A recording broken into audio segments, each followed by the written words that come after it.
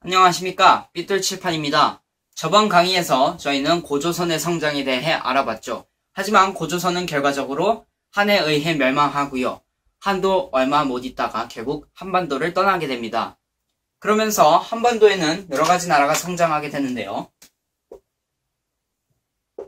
위로 이렇게 있을 때 부여, 그다음 고구려,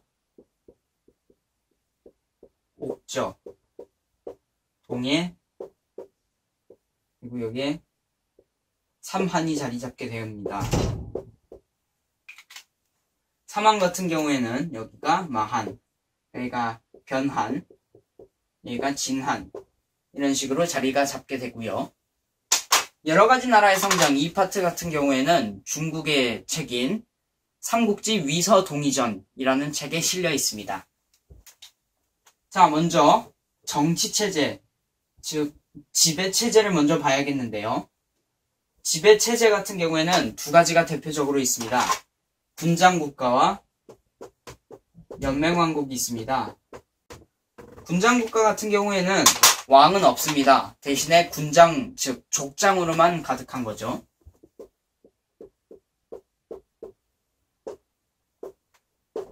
이런 식으로 여러가지 족장이 이제 있는 거죠. 하지만 족장은 자기의 부족만 다스리는 체제입니다. 그리고 연맹왕국 같은 경우에는 왕은 있어요. 하지만 왕권은 약합니다. 그리고 왕 주위로 관리가 있어요.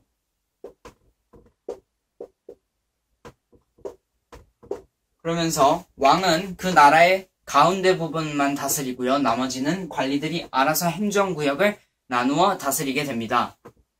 그래서 연맹왕국 같은 경우에는 부여, 고구려, 삼한이 연맹왕국 체제고요.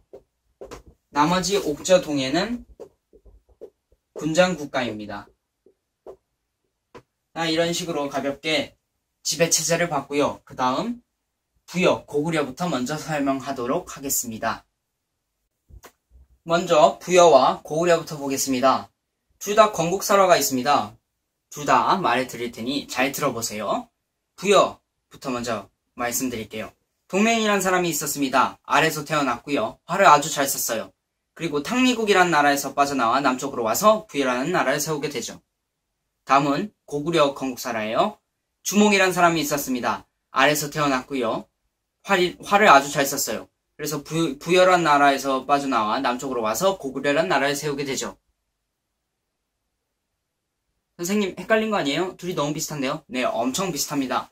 왜냐하면 부여에서 갈라져 나온 나라가 고구려이기 때문에 둘의 공통점이 아주 많습니다. 그리고 건국설화도 비슷하죠. 자, 그래서 지배체제, 사회, 풍습, 제천 행사를 얘기해 드릴 텐데 둘의 비슷한 점들도 볼 수 있으니 잘 봐주세요. 부여부터 하겠습니다. 지배체제, 오부정 연맹체입니다. 즉 왕이 한 명이 있고요. 관리가 4명이란 건데 그 관리 4명을 사출도라고 부릅니다. 마가, 우가, 구가, 저가 이렇게 4명의 관리가 있었습니다. 자, 그럼 고구려의 지배체제를 봐야죠. 고구려도 오부정 연맹체입니다. 그래서 둘이 벌써 지배체제부터 갔죠. 다음은 사회입니다. 이제 부여 같은 경우에는 농경 그리고 사냥을 했는데 아무래도 부여가 위쪽이다 보니까 한반도의 위쪽의 부근이다 보니까 농경은 잘 안 됐기 때문에 사냥을 좀 더 중시했습니다. 그리고 풍습 같은 경우에는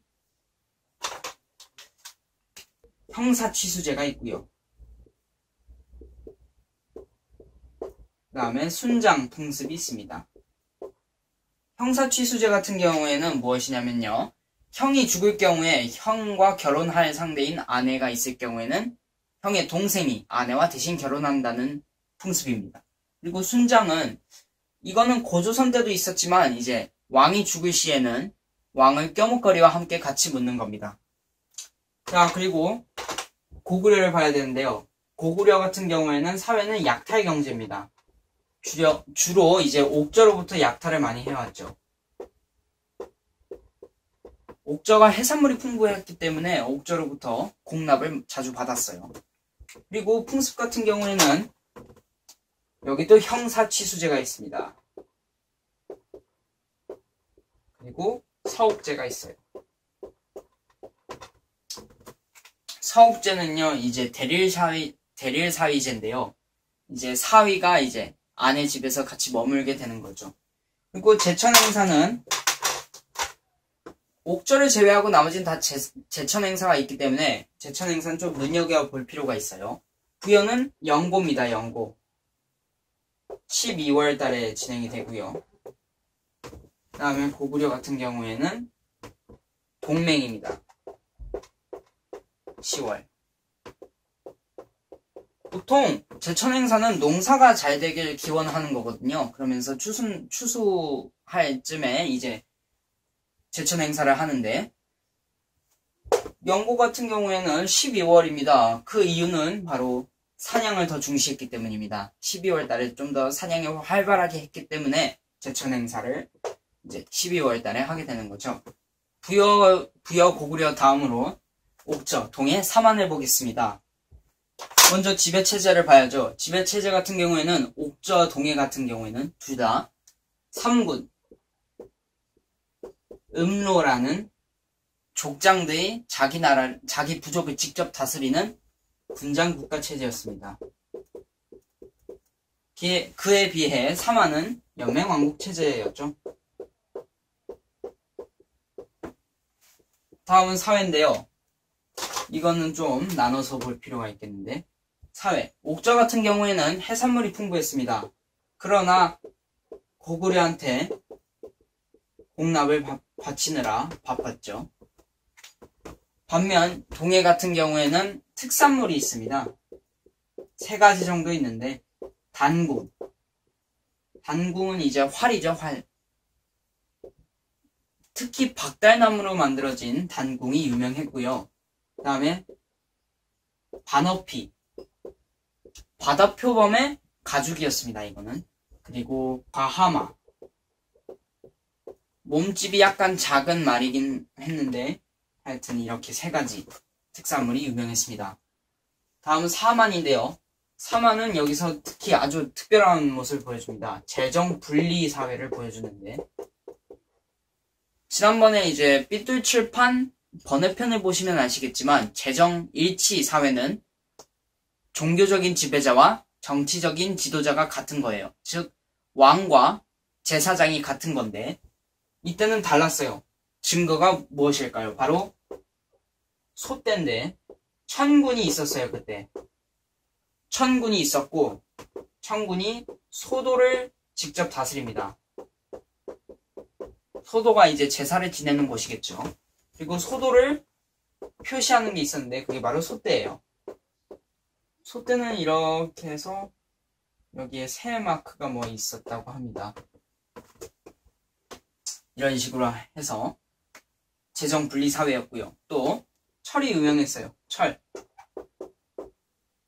특히 변하는 철이 유명했습니다. 다음 풍습인데, 옥저 같은 경우에는 민며느리제가 있었어요. 이제 민며느리제는 여자가 10세가 되면, 즉 10살이 되면 혼인을 약속한 뒤 남자 집에 보내졌다가 성인이 되면 다시 본가로 돌아오는 제도였습니다. 그리고 가족 공동 무덤이 있었어요.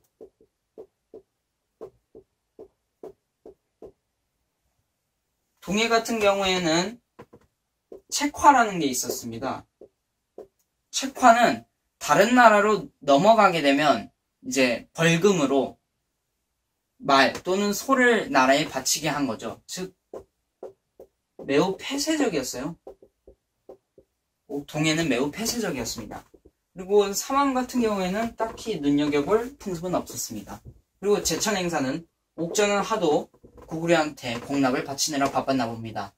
제천행사 없고요. 동해는 무천, 10월달에 무천이란 행사를 했고요.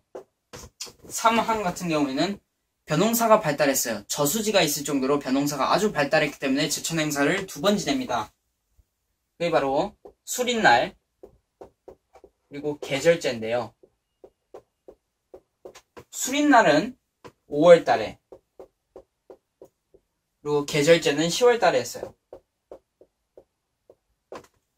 이것이 오늘날의, 수린날은 오늘날 단오고요. 그리고 계절제는 오늘날의 추석입니다.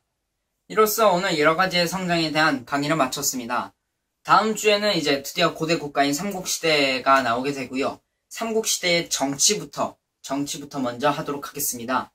항상 발전해 나가는 삐뚤치판 되겠고요. 다음 주 강의도 잘 부탁드립니다. 그리고 구독 한 번씩만 눌러주세요. 구독은 언제나 저에게 큰 힘입니다. 고맙습니다.